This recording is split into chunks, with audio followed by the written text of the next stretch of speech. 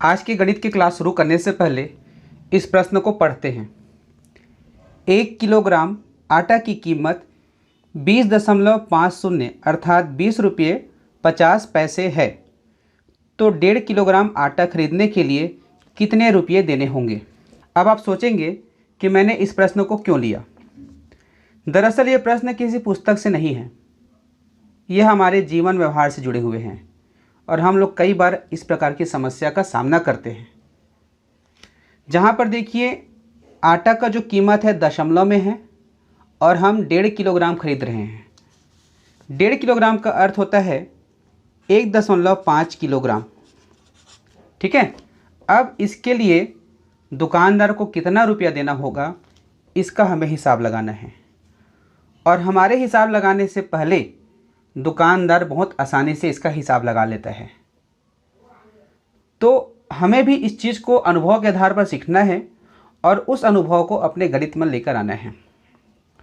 तो आप देख रहे हैं कि इस प्रकार की संख्या में, इस प्रकार के प्रश्नों में हम जो है वस्तु की कीमत अर्थात 20.50 को वस्तु की मात्रा में 1.5 से गुणा करेंगे। तो इसका अर्थ है कि यदि इस प्रश्न को आपको हल करना है तो आपको दशमलव वाली संख्याओं का गुणा करना आना चाहिए। तो आप समझ ही गए होंगे कि आज हमारा टॉपिक क्या है। आज हम बात कर रहे हैं दशमलव संख्या पर संक्रियाएं, जिसके अंतर्गत आज हम पढ़ेंगे गुणा अर्थात मल्टीप्लिकेशन। तो दोस्तों, मैं नारायण प्रसाद देवांगन स्वागत करता हूं आप सभी का आपके अपने चैनल उज्ज्वल लक्ष्य में, जिसमें हम गणित को बहुत ही बेसिक तरीके से सीखते हैं। दोस्तों, आप हमारे वीडियो को यदि पहले बार देख रहे हैं तो वीडियो को अवश्य लाइक कीजिएगा, चैनल को सब्सक्राइब कीजिएगा, फिर यहाँ से बेल आइकन को प्रेस करके ऑल नोटिफिकेशन को ऑन कर दीजिएगा। इससे जो भी वीडियो हम अपलोड करेंगे वे आपके मोबाइल तक सबसे पहले नोटिफिकेशन के माध्यम से पहुँचेगा। और आज हमने जो प्रश्न लिए हैं वो भी बहुत महत्वपूर्ण है। आप प्रश्न को देख सकते हैं। पहले प्रश्न में एक संख्या में दशमलव है, दूसरे प्रश्न में यहाँ पर दशमलव है, तीसरे प्रश्न में दोनों संख्या में दशमलव है, चौथे में 3 अलग अलग संख्या है, इसमें दशमलव वाली संख्या है, पाँचवें में देखिए 4 संख्या जिसमें एक में दशमलव नहीं है, और छठवां में देखिए कुछ में दशमलव है और कुछ में नहीं है। इसको हम बहुत आसानी से हल करने वाले हैं। यहाँ तक कि 5वीं कक्षा का छात्र भी इस वीडियो को देखेंगे तो मेरा विश्वास है वीडियो के लास्ट तक वे ऐसे प्रश्नों को आसानी से हल करना सीख जाएंगे। तो निवेदन है दोस्तों, इस वीडियो को देखने के बाद अधिक से अधिक बच्चों तक शेयर करना, जिससे ज़्यादा से ज़्यादा बच्चों का यह कॉन्सेप्ट है क्लियर हो जाए। तो ये जो प्रश्न था, ठीक है, हमने जो शुरुआत में प्रश्न लिए थे इसको आखिरी में हल करेंगे। इसको कुछ देर के लिए हम यहाँ पर रख रहे हैं। अब हम सबसे पहले प्रश्न को लेते हैं। सबसे पहला जो प्रश्न है वो ये है कि 18 गुणा 0.2। ठीक है, बहुत आसान है। तो पहले प्रश्न को जब हल करोगे तो आप इसको हल करते समय थोड़े देर के लिए यह भूल जाइए कि इसमें दशमलव लगा हुआ है। तो आप देखते हैं यह जो संख्या है इस प्रकार से हो गया। ठीक है, इसको लिखने की ज़रूरत नहीं है, आपको समझाने के लिए अलग से लिख रहा हूँ। ठीक है, तो इसको आसानी से गुणा कर लोगे। 2 8 16, 2 1 2 और 1 3, 36 आएगा। इस प्रकार से यहाँ भी इसका उत्तर जो है 36 आएगा। 2 8 16 और 2 1 2 और 1 3। शून्य से गुणा करने का तो कोई ज़रूरत ही नहीं है क्योंकि शून्य शुरुआत में है। ठीक है, अब क्या करना है, दशमलव को काउंट करना है। यहाँ दशमलव के बाद कितने अंक है, दशमलव के बाद 1 अंक है। तो उत्तर में इकाई की ओर से गिनते हुए पहले संख्या के बाद दशमलव लगा दीजिए। तो यह हो गया 3.6। बड़ी आसानी के साथ बना लिए, कोई दिक्कत नहीं था। अब हम दूसरे प्रश्न को बनाएंगे। ध्यान रखिएगा कि इस प्रश्न को बनाने में बहुत से बच्चों को परेशानी होती है। हम धीरे धीरे पहुँच रहे हैं। ठीक है, दूसरा प्रश्न बहुत आसान है, 12.6 गुणा 12। अब इसकी क्या खासियत है समझिए, इसकी क्या खासियत है समझिए। यहाँ पर देखिए दशमलव वाली जो संख्या है इस ओर आ गया और यहाँ पर 2 अंकों की संख्या है। तो पहले 2 6 के 12, 2 दूनी 4 और 1 5, 2 एकम 2। फिर यहाँ पर एक संख्या हो गया, इसलिए हम यहाँ पे कट करेंगे। कई शून्य भी लगाते हैं और कट भी करते हैं, आपको जो आदत है आप कर सकते हैं। फिर 1 6 के 6, 1 दूनी 2, 1 एकम 1, इसको जोड़ दीजिए तो 2 5 और 6 11, हासिल आया 1 1 और 2 3, 3 2 5। और ये देखिए कितना आ गया, 1512 आया है। अब देखिए यहाँ पर दशमलव के बाद कितना अंक है, 1 अंक है। तो उत्तर में इकाई की ओर से गिनते हुए पहले अंक के बाद दशमलव लगा दीजिए। तो उत्तर आया 151.2। अब हम तीसरे प्रश्न को हल करते हैं। देखिए दोस्तों, वीडियो को लाइक अवश्य कर दीजिएगा, ठीक है। 8.25 गुणा 1.5, ठीक है। अब इसमें क्या खासियत है, इसमें दोनों संख्या में दशमलव है, दशमलव इधर भी है और दशमलव इधर भी है। पहले वाले प्रश्न में एक और दशमलव था, दूसरे वाले में इस संख्या में था, तीसरे में दोनों संख्या में है। तो इसको भी आप उसी तरह से गुणा कीजिए जैसे आप सामान्य रूप से करते हैं। दशमलव को कुछ देर के लिए भूल जाइए। तो 5 का पहाड़ा 5 बार, 5 में 25, हासिल आया 2, 5 दूने 10, 2 12 का 2, हासिल आया 1, 5 अट्ठे 40, 40 और 1 41, ठीक है। उसके बाद एक संख्या हो गया, तो यहाँ पर एक क्रॉस कीजिए, ठीक है। क्रॉस करने के बाद 1 का पहाड़ा पढ़िए, 1 पंचे 5, 1 दूनी 2, 1 अट्ठे 8, इसको जोड़ दीजिए, 5 7 3 12।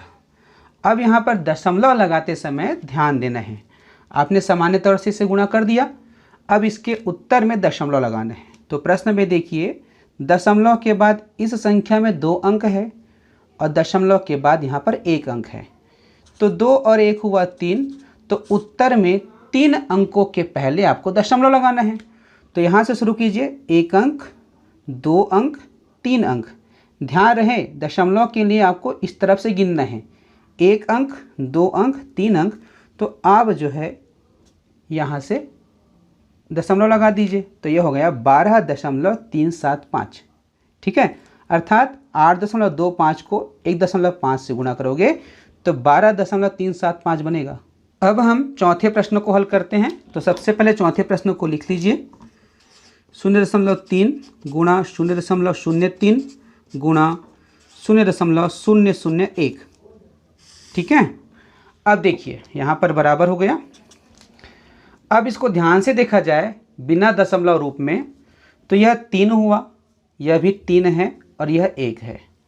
तो 3 तिया 9, 9 एकम 9, तो इस प्रकार से इसका उत्तर जो है 9 आया। अब इसमें हमको दशमलव लगाना है।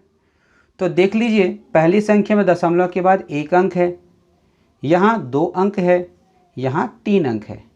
तो 1 अंक और 2 अंक कितना हो गया, 3 अंक हुआ, और यहाँ भी 3 अंक है, तो 3 और 3 6 अंक। लेकिन उत्तर तो केवल 1 अंक का आया है, तो 6 अंक कैसे लगाएं, यहीं पर आपको ध्यान देना है। यदि हम यहाँ पर 0 लगाते हैं तो इसके लिए आपको 9 से पहले 0 लगाना है। कितने बार, 1 बार, तो 9 हो गया। 9 को 1 बार गिनेंगे तो ये 2 3 4 5 और ये 6 अंकों का बन गया। अब यहाँ पे आपको दशमलव लगा देना है। तो आप देख रहे हैं इसका उत्तर जो है 0.000009 आया है। आसान लगा।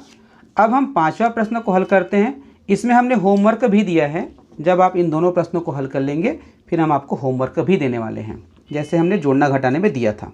पांचवा प्रश्न को हल करते हैं। पांचवा प्रश्न है 0.1 गुणा 0.01 गुणा 1.0 गुणा 2।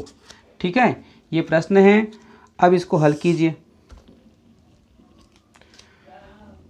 यहाँ पर थोड़ा सा समझ वाला क्वेश्चन है, ध्यान से देखो। यहाँ पर ये 1 हुआ, ये 1 हुआ, ये 10 हो गया, दशमलव हटा दिए तो उसके बाद यह 2 हुआ। यहाँ पर दशमलव शून्य को नहीं पढ़ेंगे तो भी चलेगा क्योंकि इसका मान 1 होता है, लेकिन चूंकि प्रश्न में दिया है इसलिए उसको हमको पढ़ना होगा।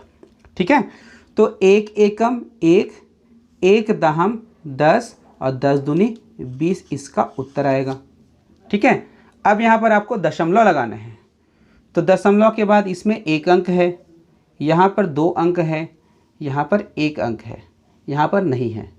तो 1 और 2 3, 3 और 1 4। तो इसमें दशमलव के बाद 4 अंक होना चाहिए। तो इधर से गिनिए, 1 अंक, 2 अंक, 3 अंक और ये 4 अंक। तो यहाँ पर आप दशमलव लगा दीजिए और इस प्रकार से इसका उत्तर हो जाएगा। तो 0.0020 अर्थात 0.002 इसका उत्तर होगा। ठीक है, इसका क्या है, उत्तर है। दशमलव के बाद, संख्या के बाद अगर कोई शून्य है तो उसका मान नहीं लिखोगे तो भी चलता है, लेकिन इस शून्य को लिखना ज़रूरी है। तो 0.002 इसका उत्तर हुआ। ठीक है, अब हम अगले प्रश्न की ओर चलते हैं, जो आखिरी प्रश्न है। कुछ बच्चों को कठिन लग रहा होगा, ठीक है, वो सरल भी है और कठिन भी है। अगर समझ जाओगे तो बहुत सरल है और नहीं समझे तो बहुत कठिन है। ध्यान से देखिए उसको। चलिए लिखते हैं इस प्रश्न को। लिखा करो, लिखते समय हमें बहुत सारी चीज़ याद आ जाता है। 4581 गुणा 0.125 गुणा 0 गुणा 125.4। अब इसमें दशमलव को हटाकर अगर गुणा करें तो बहुत बड़ा गुणनफल आएगा, ऐसा आप सोच रहे हैं। लेकिन ध्यान से देखो तो इसमें ये जरूर बड़ी संख्या है, यह भी बड़ी संख्या है, लेकिन यहाँ पर केवल शून्य है। और हम जानते हैं कि किसी भी संख्या को शून्य से गुणा करें तो उसका उत्तर हमेशा शून्य ही आता है। तो इतना लंबा चौड़ा गुणा करने की ज़रूरत नहीं है। जब एक बार इस लाइन में शून्य आ गए हैं, इसका अर्थ जो है, इसका उत्तर शून्य ही होगा। कहीं कोई दशमलव नहीं लगेगा, क्योंकि शून्य से इसको गुणा करोगे शून्य मिलेगा, फिर इससे गुणा करोगे शून्य ही मिलेगा, फिर इससे गुणा करोगे शून्य मिलेगा। इस प्रकार से अंतिम में शून्य प्राप्त होगा। तो चलिए अब हम उस प्रश्न को हल करते हैं जिसे हमने सबसे पहले दिखाया था।